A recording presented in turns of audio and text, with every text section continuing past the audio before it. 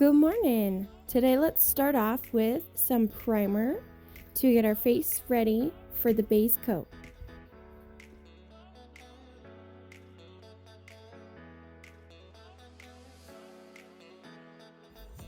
Now it's time to start with some BB cream or foundation if that's what you choose. I do prefer a BB cream tinted moisturizer.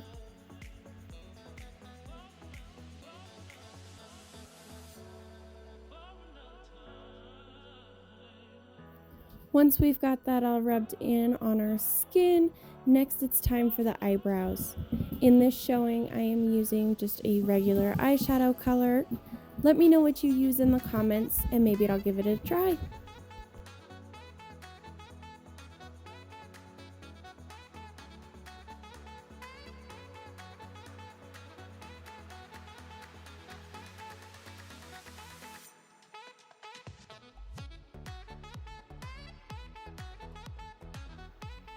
Now it's time for a highlight under the eyebrows, just to help make it pop a little bit more. Once that's done, we're on to eyeshadow. Now what you see me using here is an eyeshadow stick. I do love these. Always start with the dark color first on the outside and then work your way into the inner eye with a lighter color.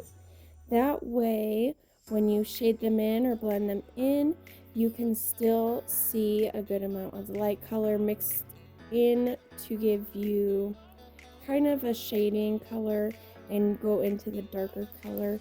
That way you can see it all really nicely and it comes together at the end.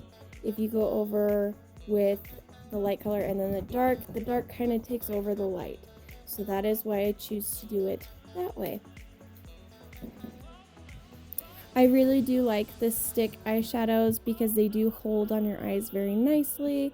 And when you're out doing stuff for a long day, you don't end up with your eyeshadow disappearing or smudging unless you want it to and you wash it off.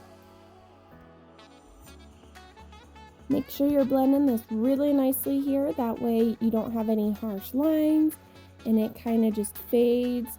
That is my favorite part, making sure that it's all blended together.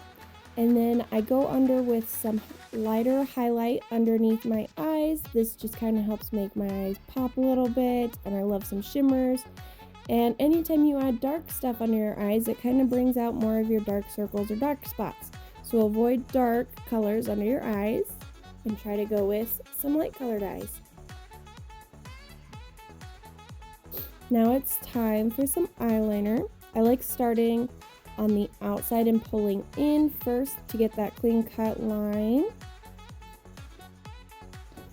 To get that perfect point that everybody's looking for, I usually go with the angle of my eyelid or my eyes. So you just kind of follow along, and that's why I start from the outside and I just pull in, because it's easy to bring it towards my eye and keep that line going.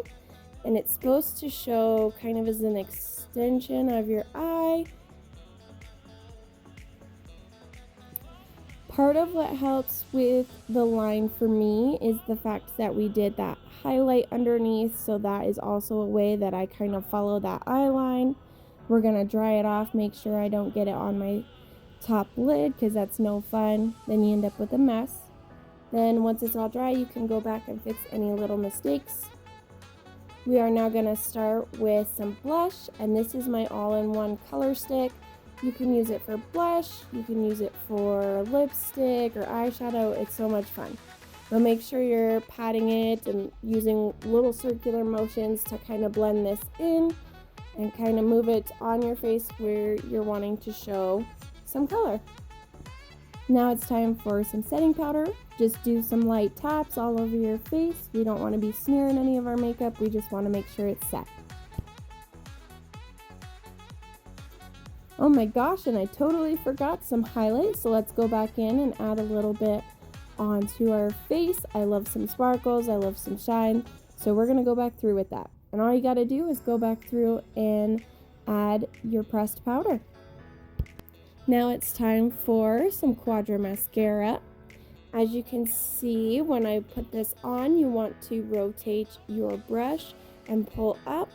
I also do sort of a half blink when I'm doing this to kind of avoid getting it on my eyelid, especially once my lashes are getting longer with the mascara. If it does get on your eyelid, it's okay. There's different little tricks to get it off.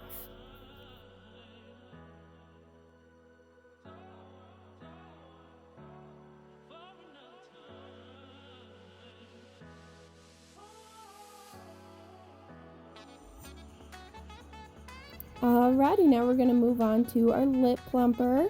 This is a really nice lip gloss and it makes your lips look a little fuller. Make sure you like and subscribe.